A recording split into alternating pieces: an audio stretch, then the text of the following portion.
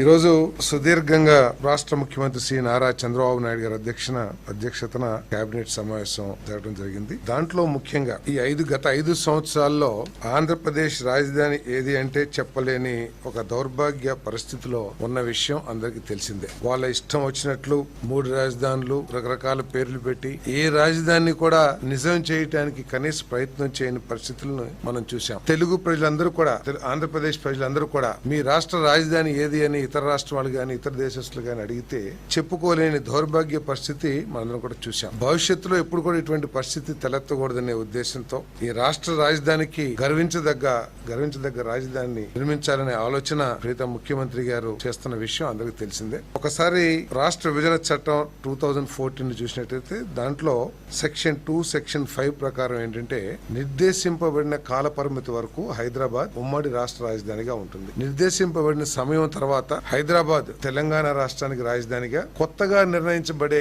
రాజధాని అమరావతి ఆంధ్రప్రదేశ్ కు ఉంటుందని చెప్పేసి ఆ చట్టంలో పేర్కొనబడింది. అంటే రాజధాని పేరు ఎక్కడ కూడా తెలుపుకోకుండా ఈ రోజు దాన్ని అమెండ్మెంట్ చేయమని చెప్పేసి రిక్వెస్ట్ చేస్తూ తెలంగాణ రాష్ట్రానికి హైదరాబాదు, అమరావతి విభజిత ఆంధ్రప్రదేశ్ కు రాజధానిగా అమెండ్ చేయాలని చెప్పేసి ఈ రోజు ఏదైతే ప్రపోజల్ వచ్చిందో దాన్ని మంత్రిమండలి ఆమోదించడం జరిగింది. ఏ విధంగా అయితే గ్రేటర్ హైదరాబాద్ తెలంగాణకి రాజధానిగా ఉంటుందో, అమరావతి అంటే అమరావతిలో మిగతా ఏపీసీఆర్డీఏ చట్టంలో ఉన్న ప్రాంతాలన్నీ కూడా కలిపి అమరావతి. సో ఆ అమరావతి ఈ రాష్ట్ర రాజధానిగా పేరుని ఇన్సర్ట్ చేయటం, అంటే ఆ చట్టంలో ఏదైతే కొత్త రాజధానిని విభజిత ఆంధ్రప్రదేశ్ ఏర్పాటు చేసుకుంటుంది, డిసైడ్ చేస్తుందని ఏదైతే ఉందో అక్కడ కొత్త రాజధాని కాకుండా Amaravati will be the capital of Andhra Pradesh అనేది ఇన్సర్ట్ చేయాలని చెప్పేసి రికమెండ్ చేయడం జరుగుతుంది. చట్టాన్ని ఆమోదించాలని చెప్పేసి